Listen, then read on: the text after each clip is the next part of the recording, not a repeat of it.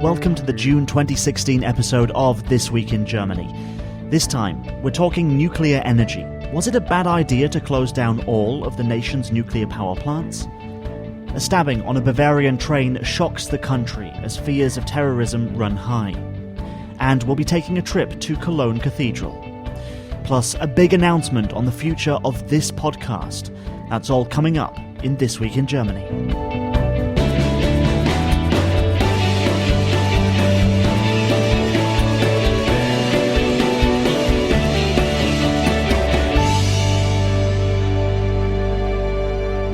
Okay, let's get started with episode 106, and we've got some good news and some bad news for you. The good news first, we've reached 3,000 followers on Twitter, and of course, our listening figures are going up every single month, and I think it's thanks to the original quality journalism that we've been bringing you. We don't just read out news stories from websites, we actually go out and get stories which explain Germany to you.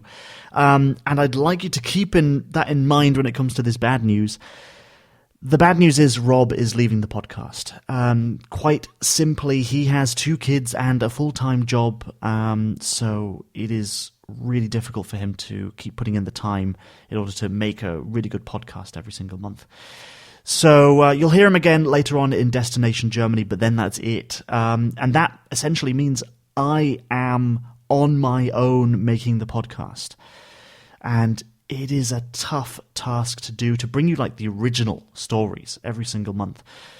So if you believe in the future of this podcast, if you've enjoyed the 106 episodes of free content and you want it to continue, then please buy us a beer. And I mean that in all seriousness. If you go to our website, thisweekingermany.de, and click on beer money, you can buy us a beer. The average cost of a beer in a bar here in Germany is about €3.89. So you can click on that and pledge 1 beer's worth of euros every month to us. If you can afford 1 beer, send it over to us. Just go to thisweekingermany.de, click on beer money, and that really will help us continue this podcast. Just like our very first donor, David N., who's pledging us a beer on a regular basis. Thank you very much, David. Now, on to the main topic of this month's podcast. We're talking nuclear energy. Now, there's plans in the works to shut down all nuclear power plants in Germany, and 80% of the population here are against atomic energy. So we decided to ask you, our wonderful listeners on Twitter, what you thought. On Twitter, we wrote, our next podcast is about atomic energy. Is Germany right to shut down all its nuclear power plants? And 67% of you said yes, it is the right thing to do. So I decided to investigate by going to the countryside.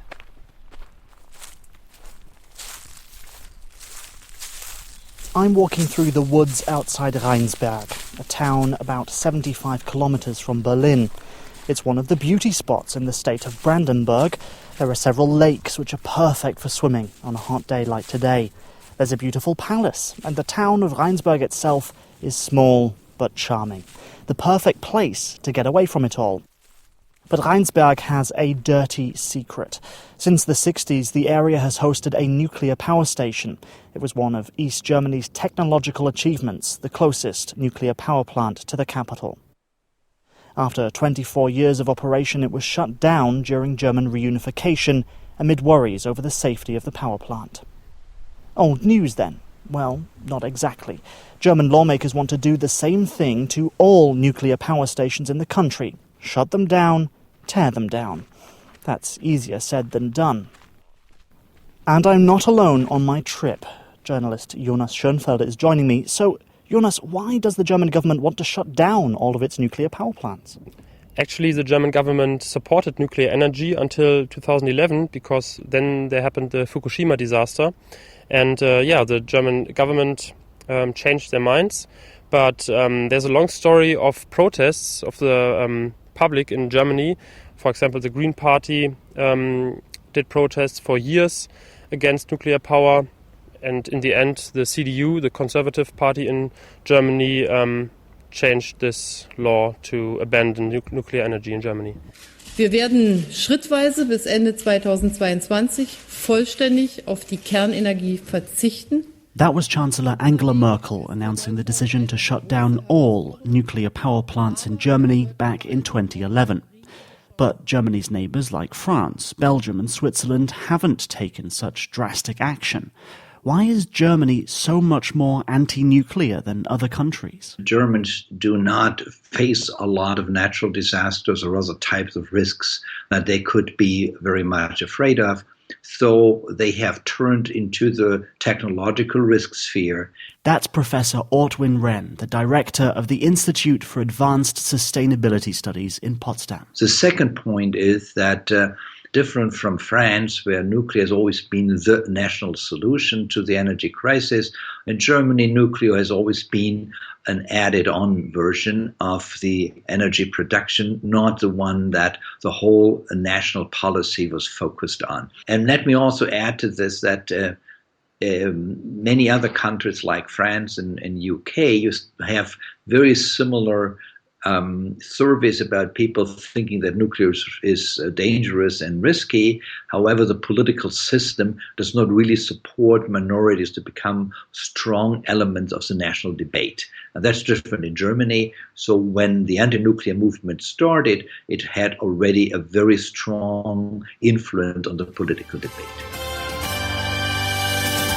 Die Lage im japanischen Atomkraftwerk Fukushima droht außer Kontrolle zu geraten. Japan's Fukushima power plant suffered a meltdown after a tsunami caused damage to equipment. When the news broke in March 2011, it shook Germany. The idea that this kind of disaster could happen at home, even if not from a natural disaster, had many worried. But it's time for a fact check. The health impact on citizens in the wake of the Fukushima and the Chernobyl nuclear meltdowns has been greatly exaggerated. Some have spoken of thousands or even millions of extra cancer cases after both events, a fact which has been roundly disproven. Starting with Fukushima, no one has reported to have died due to radiation exposure. A World Health Organization report shows the most affected part of the population in the most affected area around the plant still only have a 1% higher chance of getting cancer in their lifetimes. 6 workers died due to the containment efforts. Compare that to 15,000 people who suffered from the earthquake and the following tsunami. Less than a dozen people have died of cancer linked to the Chernobyl disaster. The World Health Organization reports that after Chernobyl, the increase of cancer deaths of people living in the contaminated areas was just 0.3% over 80 years. Still, dozens of emergency services workers died while tackling the fire after the explosion. But let's look at the other side. Each disaster meant hundreds of thousands of people had to be forced from their homes, often permanently. This in itself can drastically increase stress, depression, and subsequent effects like alcoholism. Plus, the sites of the disasters and the surrounding areas could be completely unusable for thousands of years. So are nuclear energy opponents right? I put these points to Professor Renn. So in my view, I think you're absolutely right. The risk has been highly exaggerated. Also, the impacts of Fukushima and Chernobyl in terms of health impacts. However, in the public debate, because there's so many different claims, and since it's a stochastic phenomenon, you can still say it was millions of additional cancer cases, which I think is fully exaggerated. But if you think about the whole portfolio of impacts, so you have the safety impacts, you have the problem if you have highly populated areas like Germany. If you had a meltdown in any of the German reactors and you have around 5 to 10 million people in the vicinity, well, evacuating those many people and then do not allow them for 30 years to come back, that is for Germany, a huge disaster. We're now standing outside the Rheinsberg power plant. It's been in a process of demolition since 1995. Parts of the reactor have been removed for storage underground, but here the building itself is heavily contaminated with cobalt-60. The groundwater all around the area is contaminated. That's after cracks appeared in the concrete building which allowed nuclear waste to seep into the soil. The decontamination work here will continue until 2018, but until the area can be repurposed, the building here will need to stand empty until 2069. By the time the last remnants of the power plant are torn down, the total cost of the demolition is estimated to be 600 million euros. It's not hard to see why Germans are rethinking their nuclear energy strategy. However, many say nuclear technology is now extremely safe. Waste can sometimes even be recycled, and the running costs of a power plant are low for a huge energy output. The economics is getting problematic because the safety is becoming so important that if you really want the fourth generation, which promises that even in a meltdown, you will have no major implications outside of the fence of the nuclear installation, that is very expensive. And so there is a trade-off between safety and cost. And I don't think that in modern times you can compromise on safety for cutting cost. In the end, do Germans think that this is the right decision? Is it really fair to take away nuclear power? Is it the right thing to do? Is it the safe thing to do? There were like 80% of the German citizens that said, I support the change of Angela Merkel after the Fukushima disaster. Of course, the energy companies don't like this, and like I said, they are suing the German government because they expected to earn more money with these power plants, but in the end I think there's a lot of agreement from the German public. Leaving the Rheinsberg plant, I was in two minds. Green energy is very expensive. While the cost of solar panels, for example, has plummeted, it's the networks that are the problem. What to do if you have a very sunny and windy day? You can't store all that power in giant batteries. So the green energy network needs to be complex to get the balance right. Plus, by shutting down the nuclear power stations, Germany has actually become less green. They've had to fire up coal plants to make up for the losses. Being green, though, is a long-term project, which can have huge benefits. While much of the opposition to nuclear energy has come about by fear and misinformation, it's a plain fact that there is a remote risk of a nuclear disaster, while there isn't a risk of a solar or wind power meltdown. And now, as renewables are subsidized, electricity demand is slumping, the oil price is at a low, and the high costs for super-safe new nuclear facilities, nuclear energy is just looking more expensive than it did a few decades ago. We don't need to be hysterical about nuclear energy, but maybe a green power future is simply more practical.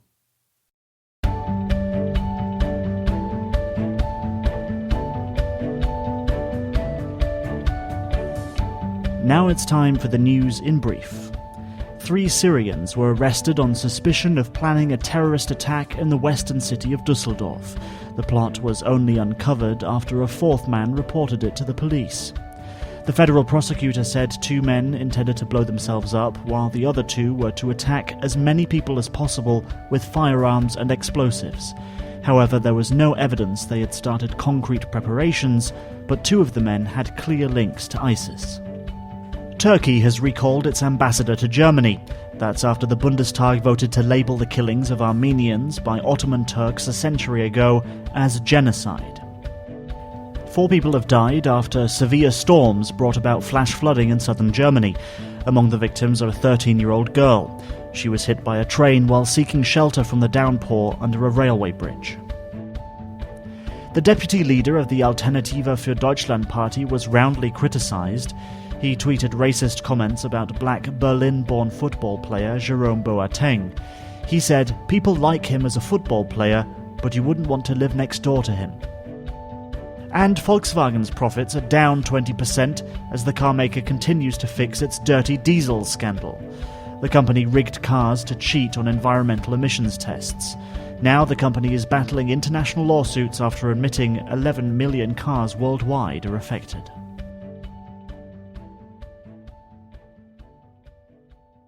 And that was the news in brief. It's now time to get some news in depth. So I'm sitting on the news sofa with Olken Hiller.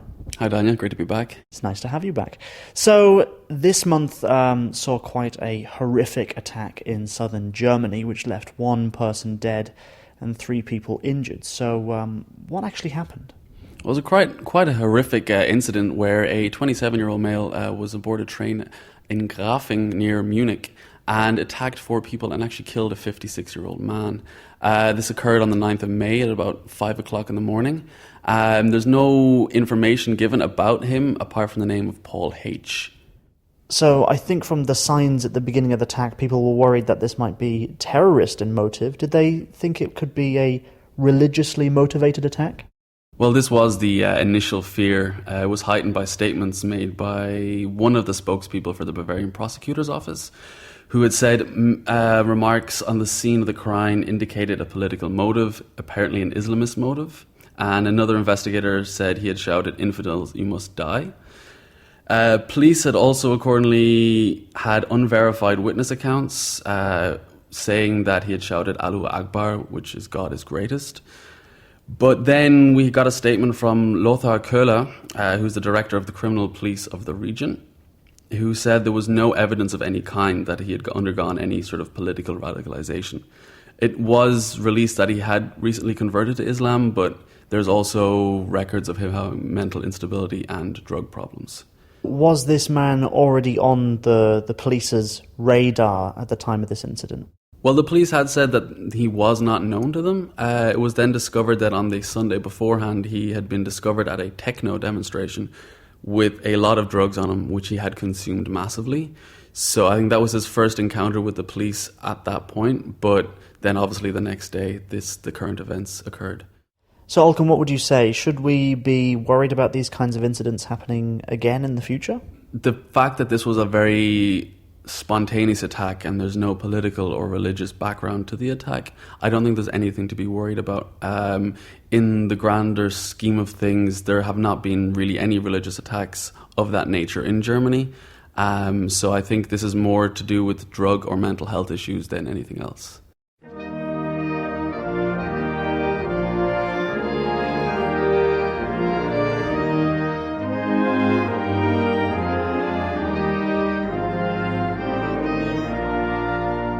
So as I mentioned earlier in the podcast, I promised you that I would have a special guest on, and here he is, it's Rob! Hey, I'm the special guest this week. Hooray! And you know what my special topic is going to be? It's going to be yourself. It's going to be Destination Germany! Well, but first, before we get to that, we are going to talk about yourself. So you are leaving the podcast. I am. This is my last podcast for the foreseeable future. Why would you do something like that to us? Well, the most thing is it's time. I mean, I really do like the podcast, but yeah, just time, work, family, all that stuff. I just don't quite have enough to slot this part of my life in as well. Well, that's really, really sad. So it's a shame that you're going after 106. This is the 106th episode. So after 106 that's a lot of episodes. That's over 2 years. That's over 105 episodes. Wow. Yeah, it is. Yeah, so it's really, really sad, and I hope that if you, I don't know, get bored of your family in the future and your work, that you'll come back and do something. But I guess we'll see. Okay, so then let's get on with Destination Germany. Okay, as most of our listeners already know, Destination Germany is a feature where we go and out and find some really cool and interesting places to visit. It could be a museum, it could be somewhere in nature, a monument or a festival, something like that. All that really matters is that we can show you that Germany is a super exciting place to visit. And we tell you about a new place each episode. Yes, and the episode last month, in case you missed it, Rob spoke about spoke to one of the historians for the Berlin Underworld tours. Berlin Underworld, or Unterwelten as it's called. They kind of are the owners and protectors of this underground network of bunkers, passageways, subway lines and buildings, and so it's really exciting. It's this really strange kind of world from the past underneath Berlin. And this year, until the autumn, visitors at Berliner Unterwelten can check out the special exhibit Mythos Germania, which shows what about Hitler's plans for making Berlin into the capital of the new Reich. It's very, very interesting.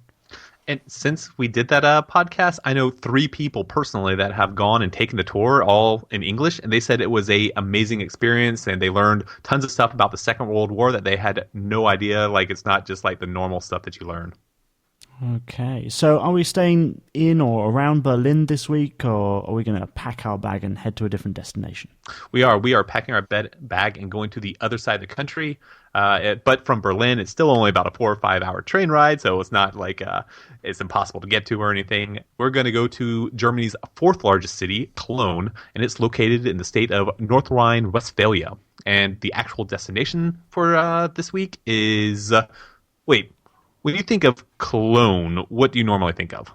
I think first of thoughts. A perfumed spray or a big cathedral next to the Rhine. Well, I have not heard of the cologne or the perfume, but I just got yeah, that. you see. I just got that. Oh, witty. Okay. It's not witty. It actually is from that name. I've learned something new. I'm going to have to check that out on Wikipedia. But anyways, you are right with the cathedral. That is what we're going to talk about. And I got a chance to speak with Matthias Dimmel, who told us all about it. My name is Matthias Dimmel. I'm art historian, and I work in the archive of Cologne Cathedral Workshop. So besides it sounding astoundingly beautiful in ways which are actually hard to describe without being there, something I really like about the cathedral that it's so easy to find when you arrive in Cologne by train. Yeah, I have seen it a few times myself, and you really can't miss it. It stands like way tall above all the other buildings in the city, so you pretty much can't miss it. If you come by train or you're just walking around the city, you're going to find it, and it's extremely beautiful, and you can't miss it. And if you want to see a photo of it, because obviously we can't do it justice just describing it here, then head to our website, thisweekingermany.de, and you'll see some photos on there. But first, let Matthias paint you a picture in your head to see if it matches. The cathedral is a typical Gothic cathedral in the French style of medieval times, with 2 towers, 2 main towers in the front, with 157 meters. They were the highest building in the world when they were finished in 1880. Okay, so a history lesson. Tell me a little bit about this cathedral's grand past. It's a little bit more complicated. They started to build the cathedral in the 13th century. In 1248, the foundation stone for Cologne Cathedral was laid, and in 1880, the cathedral was finished. But of course, such a large building is never really finished. Afterwards, the people had to conserve the oldest parts of the cathedral. During the Second World War, there was a lot of damage, and so there's still a cathedral working shop to repair the cathedral for the coming generations. The Cologne Cathedral has a pretty impressive history. Visitors can learn all about it when they go and take tours that are available, both in German and in English. So what else is the experience like for visitors? The cathedral is open to the public, and there's no charge for entry, but you can make a donation if you want to. And once inside, the first thing I would recommend is that you just look up. It's pretty much like you're dreaming almost. You just these super, super high ceilings that just go up and up and up. And I'd say if I had to just choose a word for it, is magnificent. It's completely like nothing you've ever seen before. And it's also filled with tons of famous artwork, and that could be up to 1,000 years old. Wow, that's really cool. So anything else that people should think about before visiting the Cologne Cathedral? There is something that I think a lot of people love to do when visiting a city, maybe for the first time, is get as high as possible to a high point in the city so you can just take in everything. Yes, it's possible to climb the southern tower. If you stand in front of the cathedral, on the right side, there are steps going downstairs first to the foundations of the tower, and there's the entrance to the tower climb, and then you can go up more than 530 steps to a level of 100 meters height. Well, talk about getting high. That is one way to do it. Well, I went up to the top of Cologne Cathedral when I was last there, and it's an absolutely astounding view. It's really amazing and well worth the exercise that you put in getting up there by foot. I want to give a big thank you to Matthias Dimmel for speaking with me and giving us some of his time and insight on what it's going to be like visiting the Cologne Cathedral. If you want to check out some photos, head over to our website, thisweekingermany.de. And I think that is all for this time on Destination Germany. And that's all from you. That's so sad. It is. Like, I already feel like I'd like to do another Destination Germany at some time in the future, but just right now, just the time and all the other commitments, I just don't quite have it in me. Though I do think I've learned tons from both Destination Germany as well as doing the podcast and all the other features that we've had. And something that I think has stuck with me is that when I talk to my wife, who is German, has said when I tell her all these things that are going on in Germany and places to visit and just the current news and people that we've talked to, she says, I think you know more about what's going on in Germany than I do. So that's pretty neat. That's wonderful. Well, that's it, Rob. See you around. See you later, Daniel, and everyone else.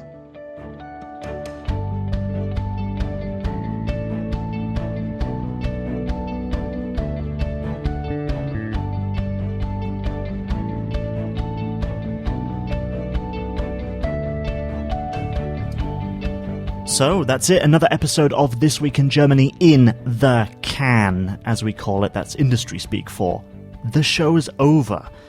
But one last thing to remind you about: if you can spare the price of one beer every single month, then please send it our way. It will help to guarantee the future of this very podcast. Just go to thisweekingermany.de and click on Beer Money. Thank you so much. We'll give a shout out to everyone who donates. So, you can get your name check on the Twig podcast for that. Thank you so much. If you don't have any money, if you have no money, not even for a beer, then you can help by rating us 5 stars in iTunes, leave a little review, encourage more people to get on board, spread the word about This Week in Germany. Thank you so much. This Week in Germany is produced and presented by me, Daniel Winter, with production support this month from Olken Hiller, and also you heard the voice of Rob Bishop for the very last time. Thank you so much, Rob. It's been a wild ride. Since December 2013, we've been making this podcast together, but now we're going to go our separate ways. It's so sad, but yeah, thank you for everything, Rob. In our next episode, a century on, is Germany doing enough to remember the First World War? July the 1st is the 100th anniversary of the beginning of the Battle of the Somme, one of the bloodiest battles in human history. 2 million Germans died during that war, and it caused huge social and political upheaval the world over. So why is it seemingly missing from the German collective consciousness? We'll be investigating that and other stories as well in the next episode of This Week in Germany.